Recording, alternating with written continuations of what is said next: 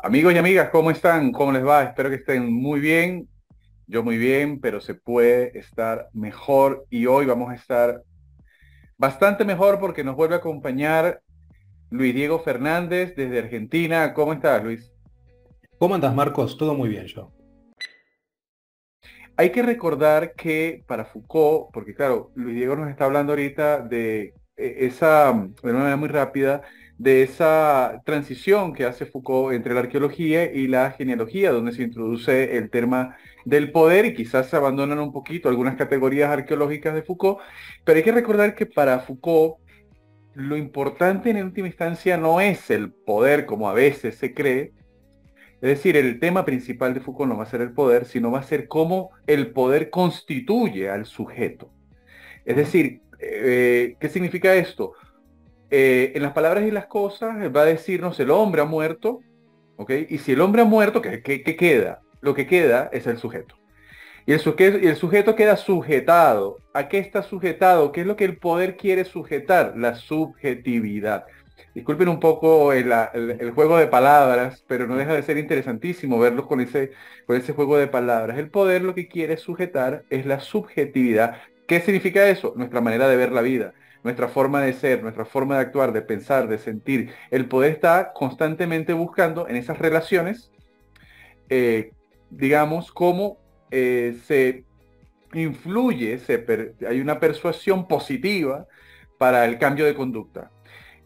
Por eso Luis Diego decía el tema de los dispositivos que van abriendo y cómo el eje del poder va abriendo diferentes puertas para poder ver cómo se constituye el sujeto en diferentes áreas. Pues a mí me Sí. encantó, Luis, lo que dijiste de que suena muy obvio, Mm. pero es que hasta que no escuchas que suena obvio es que no te percatas. Es decir, un Mm. preso no es preso si no es en la cárcel. Digamos, no hay Por presos supuesto. fuera de la cárcel. De hecho, es muy Obvio. interesante porque incluso lo que viene después es expresidiario. O sea, Ujú. está fuera. Es decir, y esto, digamos, es como un ejemplo básico de cómo el poder va constituyendo ese sujeto. Luis, ahí que es, es como tú bien decías ahora, este tema de que Foucault va a decirnos, espérense, porque no es cierto que nosotros vivimos en una sociedad reprimida. Y Ujú. lo que va a mostrar es totalmente lo contrario. No era que no se hablaba de sexo, de lo que más se hablaba era Ujú. de la sexualidad, y esto lo va a mostrar Foucault. En este sentido, eh, ¿tú crees que el texto derrumba tabúes epocales acerca de la sexualidad y el placer? Yo creo que digamos que la historia de la sexualidad, digamos el tomo uno fue un libro, cuando uno analiza cuál fue la recepción en su tiempo, en el año, digamos, tanto 76, 77, 78, fue un libro muy resistido por la izquierda, precisamente porque lo que Foucault hacía era criticar.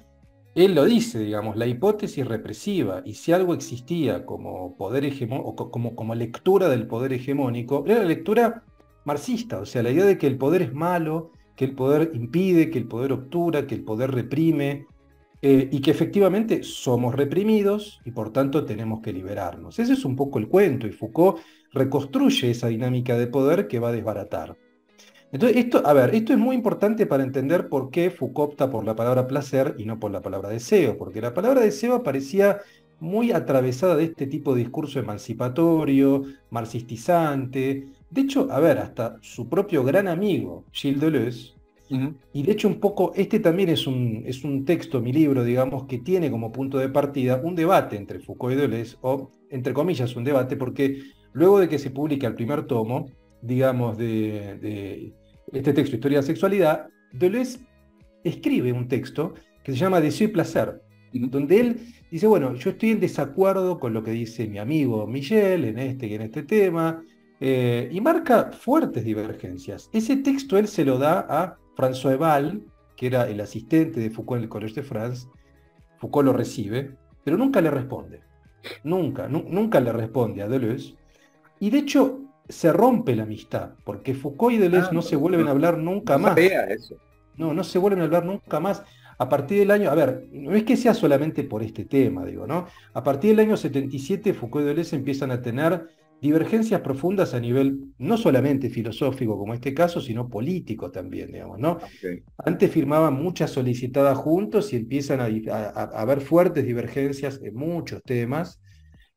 Si vos querés, Deleuze tenía posiciones más a la izquierda que Foucault en muchas materias. Entonces, hay muchos puntos que están en crisis ahí. Y no se vuelven a hablar hasta que Foucault muere en el año 84, ¿no?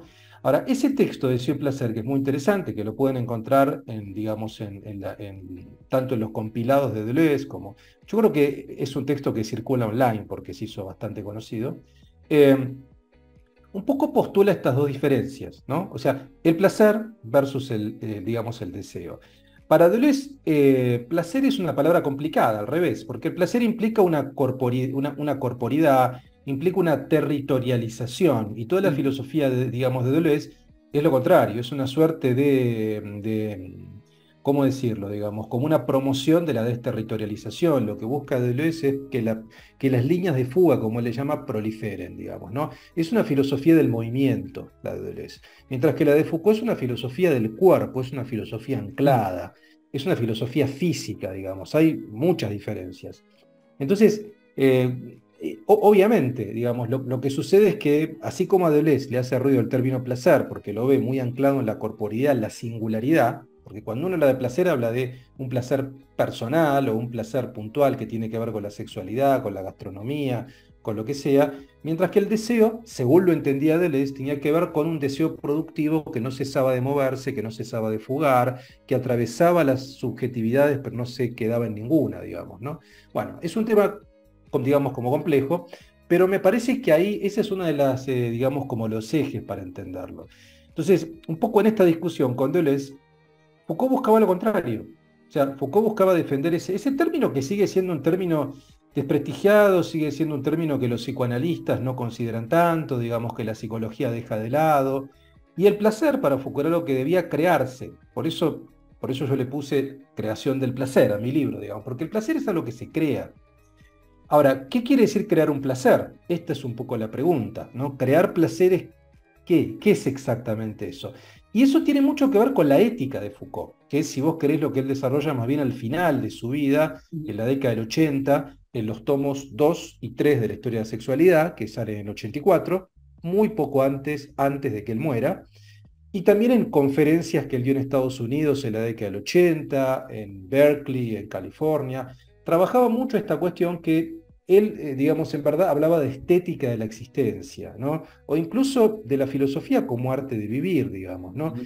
Esa idea básicamente tiene que ver con la creación, ¿no? Con una ética no tanto en términos de código, como una ética en términos normativos, digamos, Sí. que te marca Lo moral. lo exactamente, eso que está prohibido y eso que está permitido. No, no es esa relación, sino más bien una ética de la forma, no de la norma, no de lo normativo, sino una ética de la forma.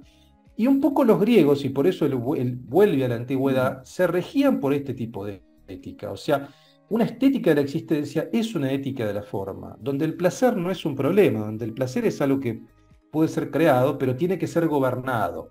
Entonces, Ujú. el tema es gobernarlo y no dejarse gobernar por él, ¿no? Entonces, en ese marco es interesante esa vuelta de Foucault a la antigüedad, yo creo. Lo que tú decías, con el tema en que incluso él va a abordar el gobierno de sí, el gobierno de los otros, ¿Mm? donde, digamos, el placer no puede tener exceso. Digamos, ¿Mm? tengo que yo gobernar el placer y no que el placer me termine gobernando. Ujú. Sí.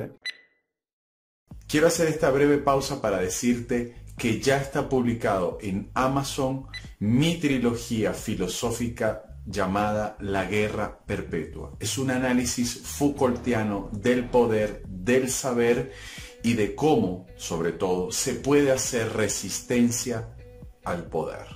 Te voy a dejar en la tarjeta, en la descripción y en el comentario fijado el link de Amazon para que puedas descargarlo de forma gratuita si estás afiliado a Amazon Kindle Unlimited, o puedes adquirirlo por solo $2. Bien, vamos a hacer esta pausa para decir que el texto de la creación del placer, cuerpo, vida y sexualidad en Michel Foucault está en la descripción, en el comentario fijado, van a tener un link donde van a poder ver no solo el prefacio, sino el primer texto, el primer capítulo del texto. Van a poder comprarlo en línea si les interesa. Van a poder leer parte del texto y también quiero comentar que Luis Diego va a hacer un curso acerca de Michel Foucault y el poder. Si nos puedes explicar un poco para la audiencia, para los que quieran, digamos, no solo asistir, digamos, online, pero en forma, digamos, presencial cuando lo estés dando, sino, digamos, posteriormente a que des el curso, también puedan ingresar y comprar el curso. Sí, cómo no. Gracias, Marco. Sí, bueno, un poco la idea básicamente es un curso que se llama Foucault y el poder, que va a estar disponible en la plataforma Cursa Virtual, donde yo doy curso ya hace casi 10 años. A ver, es un curso de 8 clases. El curso igual es asincrónico, en el sentido de que cada uno puede meterse cuando quiera, cuando maneja sus tiempos, cuando está disponible. La idea básicamente del curso es que se va a subir una clase más o menos de 1 hora de duración por video por semana, más un material escrito que yo escribo especialmente, más archivos en PDF disponibles que también voy a poner, más un foro interactivo donde todos dialogamos, digamos, en ese foro interactivo. Esto se sube una vez por semana, digamos, son 8 clases, por lo tanto el curso va a durar 2 meses, ¿no? Esto arranca este 19 de enero de 2023, comienza el curso, así que pueden inscribirse, yo les puedo dejar, o si vos querés, puedo dejarle abajo el link para que se sumen, para que se prescriban, digamos. Ahí tienen todos los datos de todo el programa en detalle, los textos que vamos a ver, clase a clase, condiciones de inscripción, cuánto cuesta, el costo, etcétera, etcétera. Y obviamente para aquellos que tal vez vean el video un poco más adelante, ese curso igual después seguramente se va a sumir a la tienda de Cursa Virtual, que también pueden entrar ahora si quieren. En la tienda de Cursa Virtual ya hay 12 cursos míos, 12 cursos que están ya completos, tipo pack, digamos, ¿no? Si Okay. ustedes lo pagan, pueden bajarse ya las 8 clases con el material y también hay un foro, o sea que también pueden contactarme a mí. No es que simplemente se bajan, no, no, si tienen dudas, preguntas, me pueden contactar a mí en ese foro, ¿no? Ahí hay 12 cursos ya disponibles y el de Foucault y el poder se va a sumar a esos 12 cursos. Hay cursos de Deleuze, del Antiedipo, de Mil Mesetas, de Heidegger y los poetas, de Nietzsche, de estoicos, de epicúreos. Bueno, es muy interesante toda la oferta, yo creo que hay. Así que se pueden meter en tienda Cursa Virtual y ahí ya tienen otras opciones, ¿no? Buenísimo, porque precisamente te iba a preguntar acerca de cuáles son las diferentes ofertas que tienes en los cursos. Sí. Buenísimo. Luis Diego Fernández, muchísimas gracias por acompañarnos en esta conversación genial, como siempre, muy, muy profunda, pero muy clara, eh, acerca de la obra de Michel Foucault y de la exposición de tu libro, la creación del placer. Ujú. Luis Diego, si pudieras darnos, por favor, las palabras finales para despedir a la audiencia del canal, sería genial. Muchísimas gracias, Luis. No, bueno, yo estoy súper agradecido con vos, Marcos. Gracias otra vez por invitarme a tu canal. No, bueno, simplemente espero que les interese el libro, espero que lo lean, digamos acá. Esta es la edición física, obviamente, está editado por Galerna. Es un libro más breve que Foucault y el liberalismo, pero yo creo que es un complemento a Foucault y el liberalismo. Foucault y el liberalismo es un libro de filosofía política Ujú. y este siempre digo que es un libro de ética. Me parece que política y ética, ¿no? O sea, son un poco las dos vertientes que estoy trabajando a partir de Foucault. Así que ojalá que lo lean, ojalá que lo debatan, que les interese y simplemente estoy muy agradecido.